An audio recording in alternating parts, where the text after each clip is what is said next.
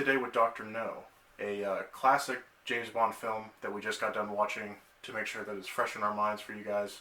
Um, a good one, yes? Yeah, part of a legacy. Yeah. I love James Bond. Absolutely. It's some of my favorite movies of all time. Gotta say, going through a second time, a little dated, but that's not a bad thing. Love the movie. Love the action is so odd because it's like, whoosh. They hadn't figured out choreography that well yet. But just Sean Connery, just slick. Just, he literally, you believe he could pick up any woman that he wanted. Yeah, definitely the reason that James Bond started. Definitely the reason, like, it all took off.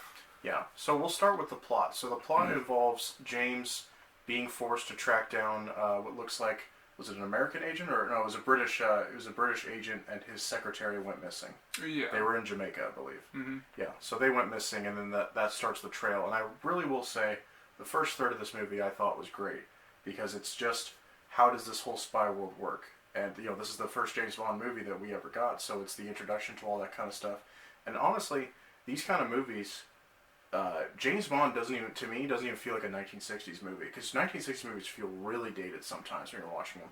Yeah. James Bond, you watch it and you're like, they at least knew how to like keep up the pace of keeping things interesting. Yeah. They knew how to shoot. Like, there's a lot of things that they did really well back then.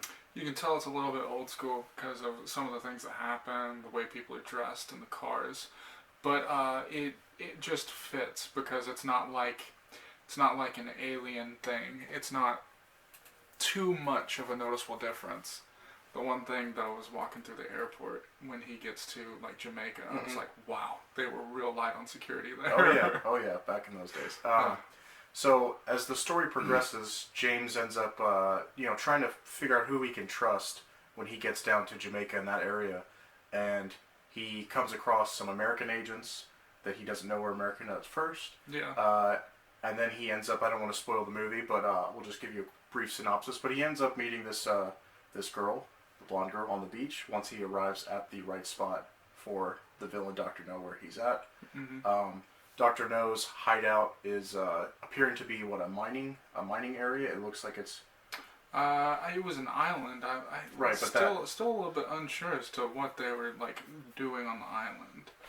I mean, it's pretty clever that he was able to build his headquarters underneath. That way, no one could ever tell that anything was going on.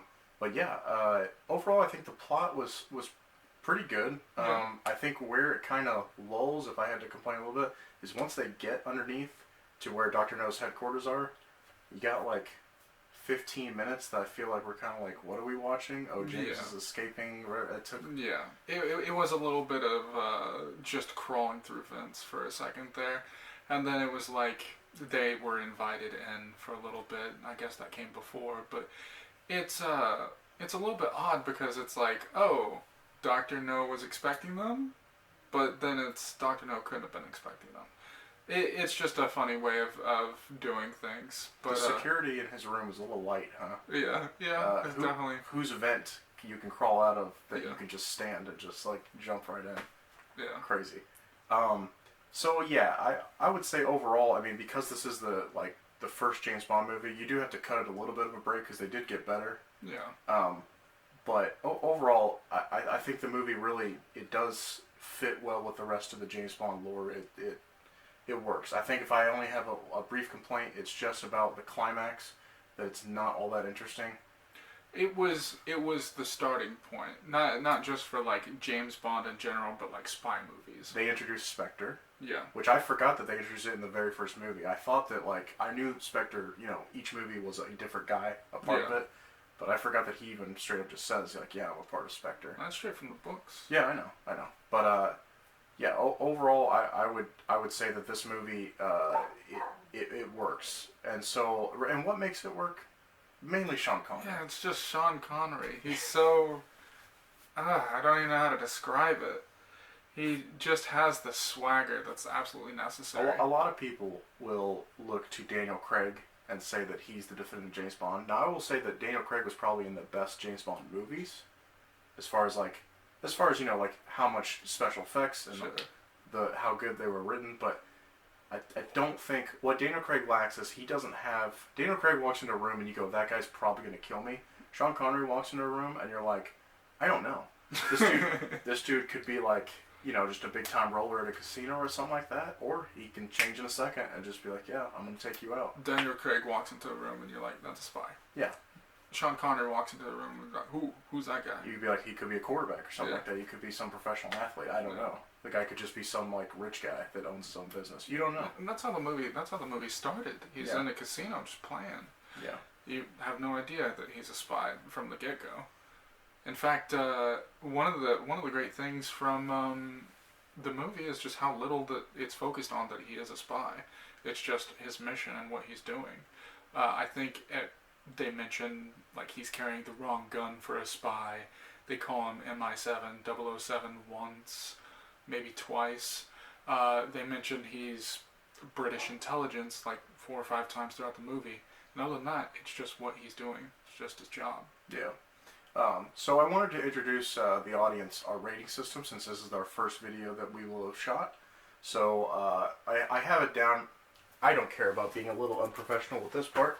We're just starting off. Give us some slack. So we a lot of other movie reviewers, they have basic standard ratings. Some go thumbs up, thumbs down. Some do letters. I really don't like letters. I don't really know what big of a difference an A+ to an A- is. Like, I just don't really care that much for that. So I have practical ratings. I know Mr. Jeremy Johns, he has some practical ratings that make some sense. I chose not to copy him. I wanted to make our own. So we have 6 different stages of movies that you could come across.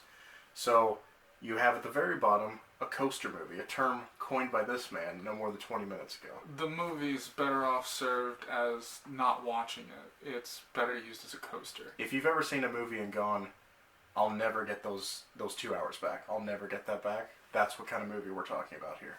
The next stage is I would not pay for this movie, meaning... if the movie was free or you have to be on a streaming service that you already owned, then yeah, go ahead and watch it. If you had some small level of interest in ever seeing that movie and your buddy just like, hey man, I have this movie, you want to watch it? Yeah. Sure, give it a shot. Now, us reviewing it, if we put it as a don't pay for this movie, we're telling you, avoid this movie. Don't go see it. It's not the worst thing I've ever seen, but just don't go see it. Don't go out of your way. A drink might help. Yeah. The next stage up is the $5 bin movie, a term that I coined. So a $5 bin movie, it's pretty self-explanatory. It's a movie that you'll eventually see in Walmart's $5 bin, or any place's $5 bin. It's not even, it's rarely good. Like, you might enjoy it, maybe. But they're the kind of movies that are kind of like, eh. If you have an extra $5. Yeah, if you're bored and you're like, well, my friends are busy tonight, whatever, I'm bored, haven't seen this movie, sure, I'll give it a shot. $5 movie. It's a coin toss. You may like it, the next person probably will hate it. The next stage up, we're getting to the positive ratings now. Guilty pleasure.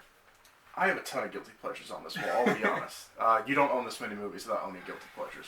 But a guilty pleasure is a movie that you personally enjoy, but every one of your friends is like, why do you own this movie? Yeah. And you're like, what can I say, man? I love this movie. Critics probably hated it. Yeah, this is probably going to be the thing where it's like, oh, this one particularly for me might not be for you. How many Nicolas Cage guilty pleasure movies do you own? Every single one. The next stage up is a buy it, own it. I didn't want to copy just off Jeremy Johns. He said, shout out to you, Jeremy. But he said, buy it on Blu-ray. Basically, same thing. Buy it, own it. This is a movie we highly recommend if you're a movie fan to buy and collect. That way you always have it. But, you're not like telling every single person you've ever met, like, dude, you have to go see this movie. Just kind of if someone's interested in it. Yeah, dude, you'll love it. And then the final stage is a masterpiece. A masterpiece is a movie that not only you like, your friend's mom liked, everyone liked. Yeah. This is the kind of movie that just comes up in conversation because you need to talk about it. Yeah. This is have you seen this movie? Yeah. You haven't seen this movie? Which, by the way, I want to make a quick point, because I'll probably never review this movie because I'm about to sell it. Good Will Hunting. Whoever thought that was a great movie? Good Lord. You guys, you don't know how to rate movies. That movie sucked. But I was always told that was a masterpiece. Ridiculous. But yeah, those are our six stages of movies. So for movie reviews. Now, let's get to our rating of Dr. No. Yeah. You go first. What would you rate it? I'm going to rate this one as a buy it, own it. It doesn't make masterpiece, but it's part of a legacy of some of the best movies that I know, which is the 007 James Bond movies. Okay.